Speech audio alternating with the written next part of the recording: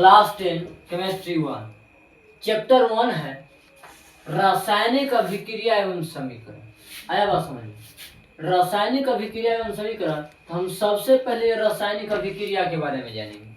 ये रासायनिक अभिक्रिया होता क्या है, ठीक है। अगर आप रासायनिक अभिक्रिया एवं समीकरण के बारे में अच्छी तरह से जान गए तो आपकी 10वां बहुत अच्छे से कंप्लीट हो जाएगा। क्या कि आपको जब ये चैप्टर समझ में नहीं आएगा तो आपके अगला चैप्टर समझ में नहीं आएगा। आया बात समझ में कि नहीं आया? इसलिए आज हम सबसे पहले कमांड करेंगे रासायनिक अभिक्रिया होता क्या है। तो देखो, रासायनिक अभिक्रिया, जब कोई पदार्थ किसी दूसरे पदार्थ से या किसी अन्य पदार्थ से अभिक्रिया कर एक नए पदार्थ का निर्माण करता है, उसे हम रासायनिक अभिक्रिया कहते हैं। उसे हम क्या कहते हैं? रासायनिक अभिक्रिया कहते हैं। जैसे में मान लो हम हाइड्रोजन को क्लोरीन से अभिक्रिया कराते हैं। हाइड्रोजन को जब हम क्लोरीन से अभिक्रिया कराते हैं तो हाइड्रोक्लोराइड बनता है। क्या बनता है? हाइड्रोक्लोराइड बनता है।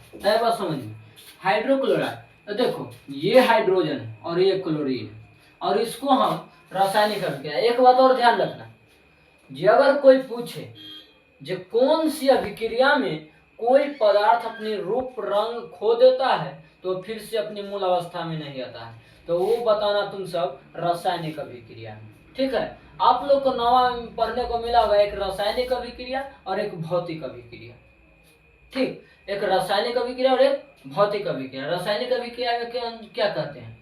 जब कोई पदार्थ अपने रंग रूप रेखा खो देते हैं और फिर से अपनी मूल अवस्था में नहीं आते हैं, उसे हम रासायनिक अभिक्रिया कहते हैं। ये भी आप इस ढंग से बोल सकते हैं। जैसे में हो गया दूध से दही बनना, दूध का फटना, लोहे पर जंग लगना, कोयले का जलना, मोमबत्ती का जलना, ये सब के सब रासायनिक अभिक्रिया कहलाता है।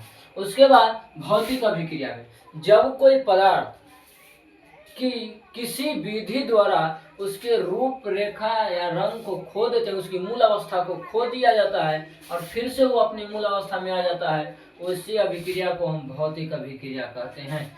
जैसे में मान लो हम लाइट अभी बढ़ रहा है, लाइट को हम स्विच ऑफ करेंगे तो बुझ जाएगी, फिर ऑन करेंगे ये अपनी मूल अवस्था में आ जाएगी, ठीक है। ये हो गया। गर्म पानी से ठंडा पानी, बर्फ का जमना, ये सब के सब होता है भौतिक अभिक्रिया। अब आप समझ में, अब चलते हैं रासायनिक अभिक्रिया। आप लोग को समझ में आ गया। उसके बाद अब हमको समझना है समीकरण के बारे में। तो समीकरण के बारे में समझने से पहले हम रासायनिक अभिक्रिया में एक और पॉइंट है, वो पॉइंट को हम छोड़ दिए थे। लेकिन देखो समझो, रासायनिक अभिक्रिया में एक होता है अभिकारक और एक होता है प्रतिफल। क्या होता है? एक होता है अभिकारक और एक होता है प्रतिफल। तो अभिकारक और प्रतिफल होता क्या है? जैसे मैं मान लूं जो किसी व्यक्ति अगर कोई प्रतियोगिता में जाता है, कोई प्रतियोगिता में जाता है और वह प्रतियोगिता में भाग लेता है, तो उस खेल का वह टीम कहलाता है। आया बात समझ में कि ना? और जब वही व्यक्ति आगे चलकर उस खेल में जीत जाता है तो वो उसका विजेता कहलाता है। उसी तरह ही में अभिकारक और प्रतिफल। अभिकारक, जब कोई पदार्थ रासायनिक अभिक्रिया में भाग लेता है उसे हम अभिकारक कहते हैं, और जब अभिकारक के पश्चात जो हमें फल प्राप्त होता है, जो हमें रसायन प्राप्त होता है, उसे हम प्रतिफल कहते हैं। तो अभिकारक के बारे में जान लो, जो पदार्थ या जो रासायनिक अभिक्रिया या जो चीज या जो पदार्थ रासायनिक अभिक्रिया में भाग लेते हैं, जो पदार्थ रासायनिक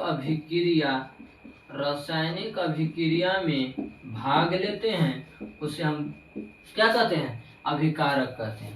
भाग लेते हैं उसे हम अभिकारक कहते हैं। भाग लेते हैं उसे हम अभिकारक कहते हैं। क्या कहते हैं? अभिकारक कहते हैं। अभिकारक कहते हैं। एक प्रतिफल होता है। अभिकारक के बाद, अभिकारक के पश्चात जो हमें रसायन प्राप्त होता है उसे हम प्रतिफल कहते हैं। अभिकारक के पश्चात जो हमें प्राप्त होता है उसे हम प्रतिफल कहते हैं। प्राप्त होता है उसे हम प्रतिफल कहते हैं। आया बात समझ में, उसे हम प्रतिफल कहते हैं। अब बता, अब परिभाषा से तो उतना समझ में ना आता होगा, हम जानते हैं ना, तू सब बोल देगा थोड़े तो। उसके बाद मान लो जैसे में हम हाइड्रोजन और क्लोरीन लिए थे, तो यहाँ पर भी ले लो हाइड्रोजन और क्लोरीन H2 प्लस Cl2। अब जो H2 और Cl2 है ये आपका अभिकारक कहलाएगा।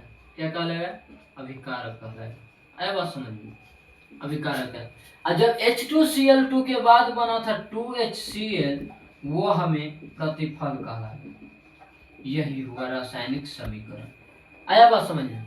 तो समीकरण एक होता क्या है, जैसे में हम हाइड्रोजन को हिंदी में लिखते हैं, क्या हाइड्रोजन को अगर हम हिंदी में लिखते हैं तो हाइड्रोजन ही हुआ।